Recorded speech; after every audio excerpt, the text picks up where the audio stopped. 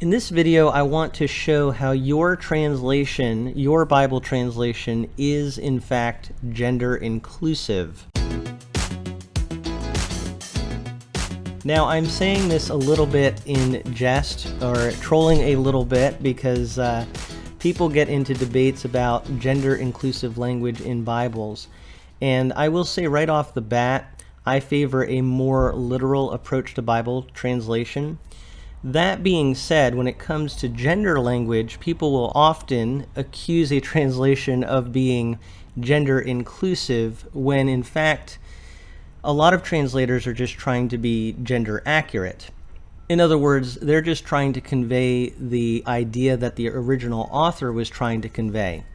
Now, the counter argument to that is that, well, what we want is a translation to just reflect what the words of the original say, and if the word is masculine, then it should be masculine in our language, if possible. But something really struck me as I was reading from the book of John recently, and in John chapter 16 verse 21, there's a phrase I want to pinpoint here where Jesus is talking about a woman giving birth, and it says here that after she's given birth, she has joy that a man is born into the world. And if you look in the Greek here, the word translated man is anthropos. And in the King James Version, looking at the usage here, it does say that that word 552 times in the New Testament is translated man. 4 times it's not translated, and 3 times translated in a miscellaneous manner. So there's a lot of consistency in the King James Version, and you also see it here in the American Standard Version, where it says she has joy that a man is born into the world. If you look at other translations, though, such as the Christian Standard Bible, it says a person has been born into the world. The English Standard Version says a human being has been born into the world. And people will point out that the New American Standard Bible is considered to be very literal. But what does it say here? In the 95 edition, it says, she has joy that a child has been born into the world. Technically, though, from what I can see, the word is not actually child, it is man. So the King James Version and the American Standard Version are being very consistent here in using that masculine word, man. But what about the Legacy Standard Bible? People say, well, that one is really literal. So they're not going to have any kind of change in language that would be more towards something that you would call gender neutral. Well, let's look. In John chapter 16, verse 21, what does it say?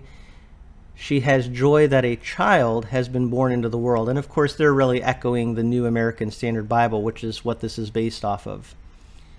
So my point in doing that comparison is just to show you that no translation is perfectly 100% consistent when it comes to how they translate certain terms. And of course, the point that we would make is that it wasn't like the author was saying that the woman is happy literally because a man was born into the world. It doesn't matter what the gender is there. She's just happy that she's given birth to a child. But you can see my point here, I hope, that the translators are actually making a judgment call there, and that even some of the most literal translations don't say she's given birth to a man. It uses the term child, which is perfectly acceptable. But you could argue that is a form of gender neutrality, or you might say gender accuracy, because the original author wasn't intending to focus on the fact that it's a male, but the fact that she's giving birth to a child. I do want to point out, though, that even if you look at the King James Version, the American Standard Version, even those translations, those older translations, sometimes do use language that you could call gender neutral. So instead of saying the sons of men here in Genesis 11 verse 5, it says the children of men, and it says it here both in the King James and in the American Standard Version. But there are other translations that use the term sons of men, such as the New American Standard Bible here does say sons of men. So there you have a case where the King James Version and the American Standard Version are actually being what you might call gender neutral in the terminology that they're using. So I find this stuff kind of fascinating and also a little bit humorous when you think about some of the ways that we talk about Bible translations and some of the opinions that people hold about them. Now, all of this being said, what I really want to make a point about here is that all of this shows us that when it comes to these types of issues, everything kind of falls on a continuum. So there are translations that are more gender consistent, I guess you could say, in terms of reflecting what the original language says. And there are more translations that move toward a different end of the spectrum, where they're trying to be what some people will call inclusive. Technically, though, being inclusive means that you're actually intentionally eradicating what the original authors intended in order to be inclusive of all genders. That's how I would more define the term gender inclusive. Gender accurate has more to do with just reflecting what did the original language intend when it said whatever word that it said about men or women or whatever. So if it uses the term men, such as when Jesus says, "I will make you fishers of men," did he literally mean, I only want you to be fishing for men, seeking to save men, or do I want you to be reaching out to both men and women? So you can see that's what I'm talking about when I talk about gender accurate. And all translations do fall somewhere on the spectrum. So when someone says, well, I just want a translation that doesn't change anything, I just want it to always say what the original language said and not make any judgment calls whatsoever, there really isn't a translation that does that. The King James Version, the American Standard Version, the New American Standard Bible, the English Standard Version, it really doesn't matter. You're still going to have cases where the translators make judgment calls about what we would call gender language. But when it comes to how we talk about this, people will accuse certain translations of being gender inclusive because they're farther along on the spectrum. But I would argue that a lot of times those accusations are overblown or overstated at very least. So when you look at the New International Version, the 2011 edition has gotten blasted a lot by people for being what they call gender inclusive. But you notice here in 1 Timothy chapter 3, where it's talking about overseers in the church, it says, whoever aspires to be an overseer desires a noble task. Notice in verse 4, it says, he must manage his own family well and see that his children obey him, and he must do so in a manner worthy of full respect. So clearly what we're seeing here is not gender inclusive language. The New International Version does often, for example, when Jesus is talking about people taking up their cross, in the more traditional translations, it will say, if anyone takes up his cross, let him take up his cross, deny himself, and follow me.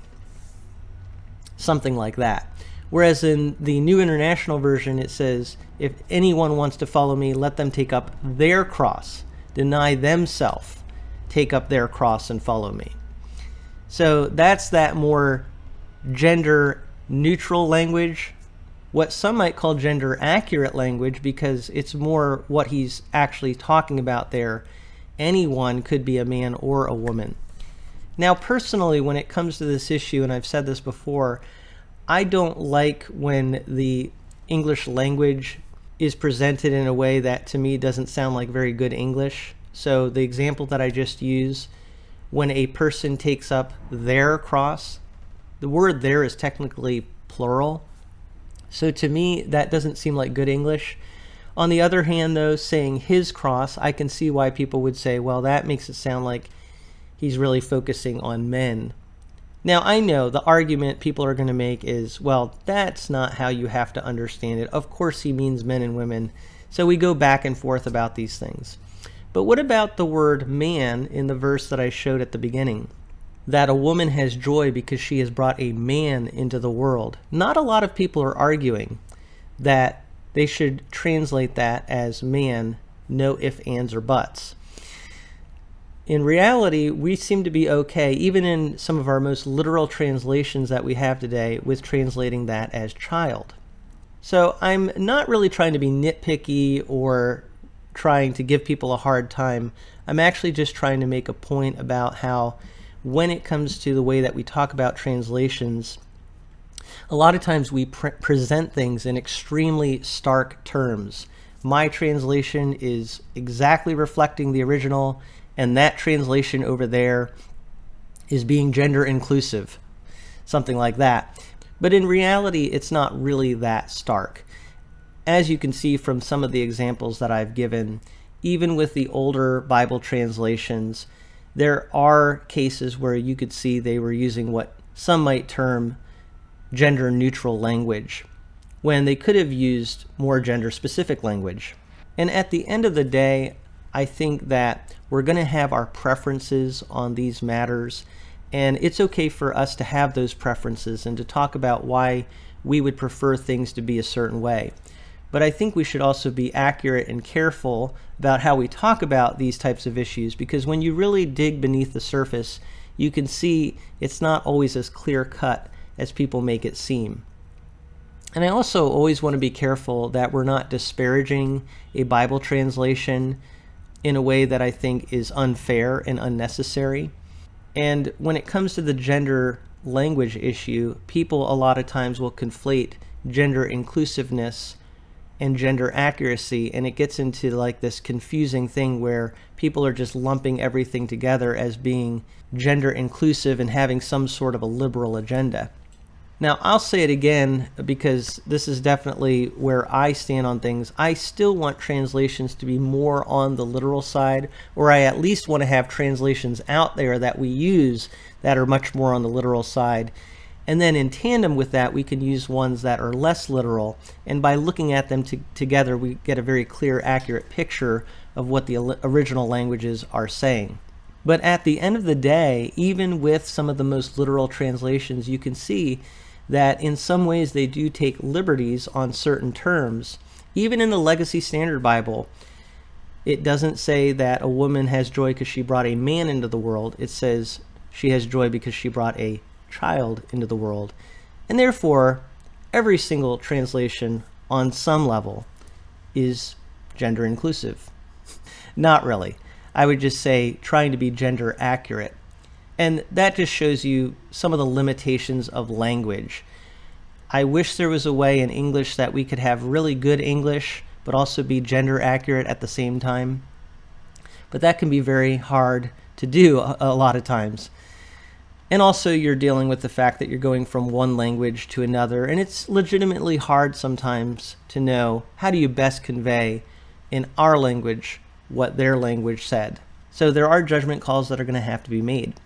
Anyway, I just wanted to share some of this with you. I thought you might find it interesting and helpful to you. I know I thought it was kind of interesting and in a way kind of funny at the same time, thinking about some of these things, or ironic. I'd love to hear what you think about all of this in the comments section below, but thank you once again for taking some time to listen to some of my thoughts on this, brought to you from A Frisch Perspective.